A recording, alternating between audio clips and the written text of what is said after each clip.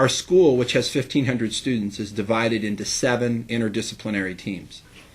What happens at Toby Johnson is they have a 4-period day, 4 90-minute periods per day. They have those classes for 9 weeks.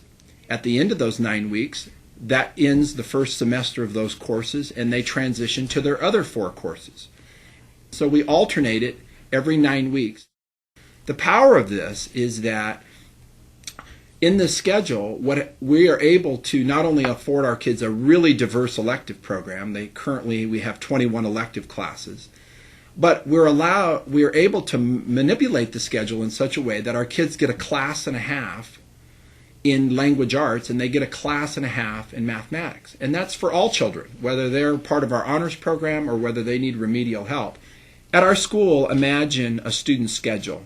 The first 9 weeks they would be, for example, in a mathematics course, a 90 minutes math block. The second period of the day they might be in a science block, 90 minutes. The third period they're with their humanities teacher, which is the only teacher they see every day all year long. And then their fourth class is an elective class. The next term they stay with their humanities teacher, but now they've traded math for bridge. And in that bridge class, they'll get 45 minutes of their mathematics instruction, but they'll also get 45 minutes of reading instruction.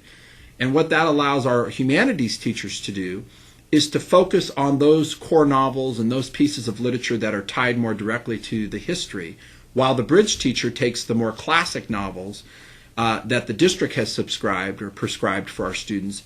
We had a strong commitment to figure out how to meet the needs of an academic, standards-based, rigorous program, but not do that at the exclusion of the arts and the other electives that we think are vital for a well-rounded student. We have 21 electives at last count for our students, and they have access to that in the 7th and the 8th grade. So for most kids, in 2 years they will have had 8 electives. Those electives are roughly semester courses. They are 90-minute courses that meet for 9 weeks.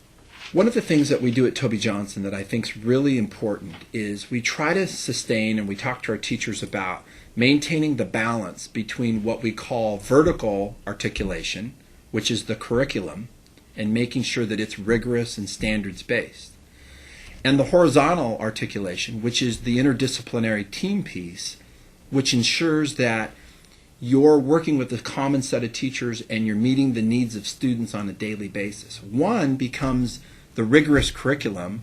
The other is the delivery system that makes it effective with middle school students. At the horizontal level, our teams get a common planning period every day, a 90-minute prep within our 4x4 block schedule.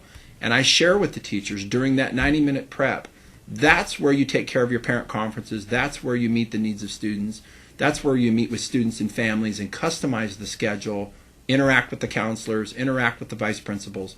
We do the day-to-day work of meeting the needs of students within our teams, and we accomplish that by ensuring that all teams have common prep periods.